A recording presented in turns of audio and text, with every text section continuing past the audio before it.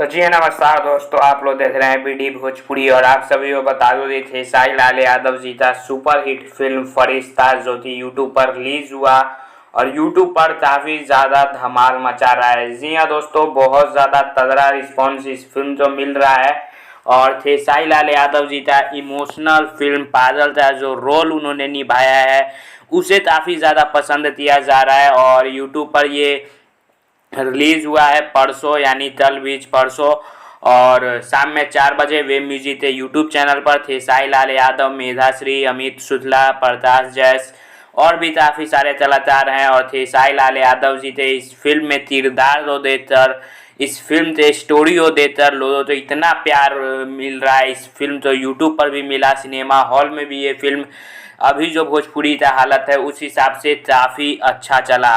और इससे पता चलता है कि अगर आपके फिल्म में स्टोरी है तो आप तो बजट से तो लेना देना नहीं है।